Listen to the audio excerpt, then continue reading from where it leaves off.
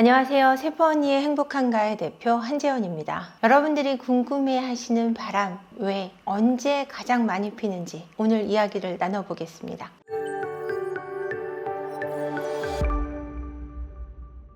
바람을 피는 이유를 궁금해 하셨던 것 같아요. 불안하고 우울할 때 또는 충동 조절이 문제가 있을 때 바람을 많이 핀다는 이야기를 저희가 많이 나눴었습니다. 그러면은 언제, 어떤 시기에 가장 많이 피게 될까에 대한 고민을 하실 것 같아요. 언제 많이 필까? 참 예상치도 못한 시기에 바람을 핀다는 걸 알게 되시면 오늘 깜짝 놀라실 텐데요.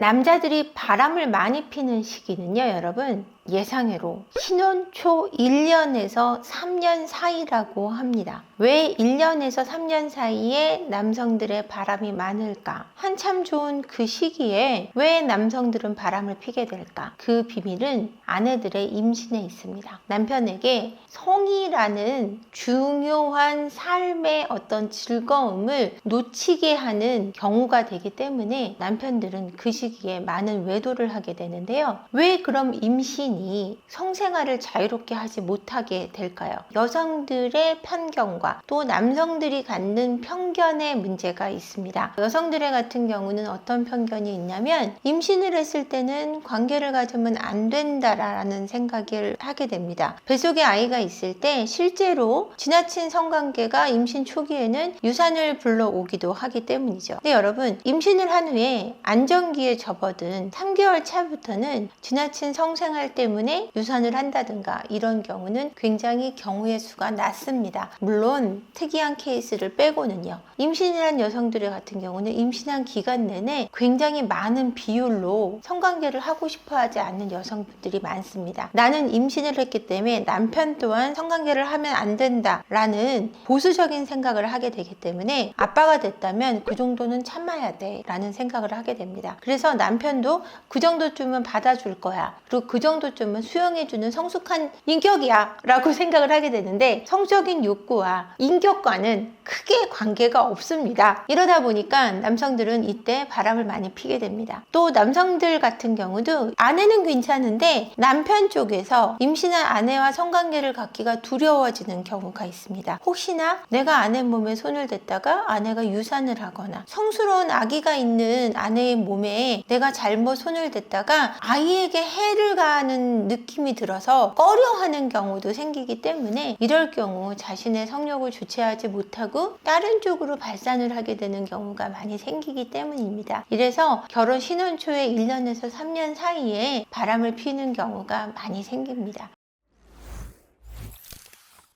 두 번째 케이스입니다. 결혼하고 나서 40대 이후 중년의 위기가 왔을 때 바람들을 많이 피우게 되는데요. 이때는 제2의 사춘기라고 해서요. 남성들 뿐이 아니라 여성들에게도 제2의 사춘기가 옵니다. 인생의 내리막이 들어서는 중년이라는 시기는 내 인생이 뭔가 마무리되어가는 느낌이 드는 거죠. 그래서 종착역에 들어서는 노년기가 아님에도 불구하고 내가 뭔가 새롭게 시작할 수 없는 나이가 돼버린 것 같은 두려움 때문에 그 계기를 사람으로서 또 다른 이성으로서 찾고 싶어지는 잘못된 판단을 하게 됨으로 해서 가장 손쉬운 바람이라는 방법으로 자신의 또 다른 에너지를 찾으려고 하기 때문입니다. 그래서 이 시기에 가장 바람이 많이 나고 부인에게 난 새로운 인생을 찾을 거야. 지금까지 ATM기로 살았잖아. 이제까지 하는 다른 인생을 살고 싶어 라는 말을 하고 집을 나가거나 이혼을 요구하거나 이런 일이 비일비재하기 때문이죠.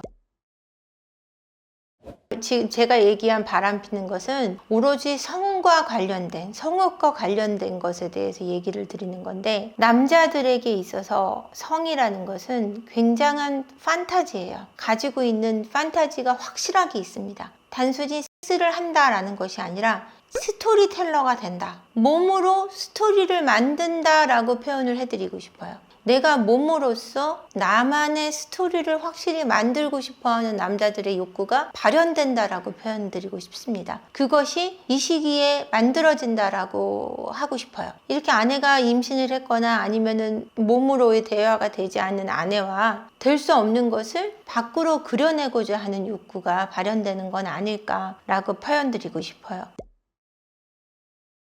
제가 공부를 하면서 제일 기억에 남는 게 뭐냐면 여성들은 남편에게 성적으로 만족하면 절대 바람을 피지 않는다고 합니다. 근데 그거를 모르고 계세요. 여성들은 성을 중요하게 생각하지 않아. 이건 잘못된 오해예요. 여성분들이 정서적으로 부족할 때 바람을 핀다라고 생각하시는 부분도 있는데 사실은 성적으로 만족하는 것도 굉장히 중요한데 그거를 모르고 다른 부분에 대해서만 생각하시는 분들이 많다라는 거죠. 이 성적으로 만족한다는 거는 성을 자주 접한다라는 것이 아니라 이 부부관계 속에서 충분히 사랑받는다라는 느낌이 있어야 된다라는 거예요. 아내분들에게 충분히 사랑을 주는 부부관계가 있어야 된다는 얘기를 저는 해드리고 싶어요. 그래야 아내분들이 그 안에서 사랑을 느끼고 내가 여성으로서 살아간다라는 느낌을 받을 수 있다라는 거죠.